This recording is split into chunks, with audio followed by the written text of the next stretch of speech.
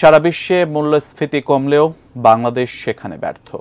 আর সিন্ডিকেটের কারণেই কমছে না জিনিসপত্রের দাম।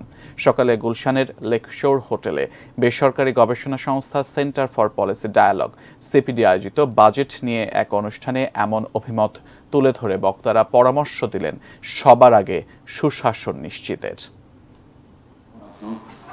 অনুষ্ঠানের শিরোনাম ছিল নতুন সরকার, নতুন বাজেট আর জনগণের প্রত্যাশা।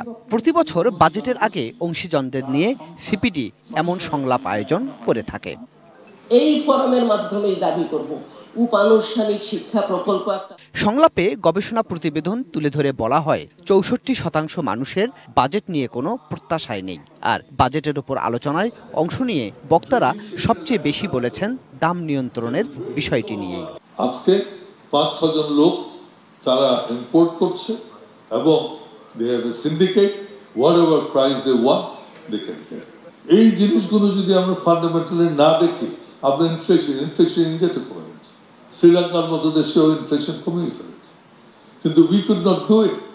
এই সিন্ডিকেট যদি আমরা ভাঙতে না পারি ততক্ষণ পর্যন্ত আমি মনে করি না যে ইনফ্লেশন আমরা কমাতে।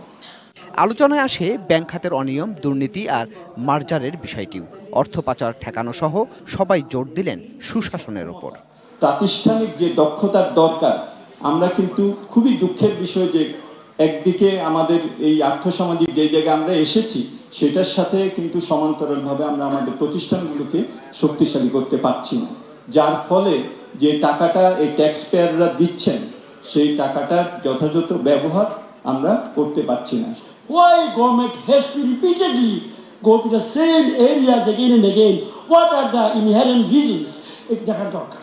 এটা আমি এজ এ নাগরিক অফ দিস কান্ট্রি আমাদের সকলের কাছে এই প্রশ্ন শুধু সরকারের কাছে নয়। পাশাপাশি প্রাতিষ্ঠানিক সক্ষমতা বাড়ানোর পরামর্শও উঠে আসে বিশ্লেষকদের বক্তব্য থেকে।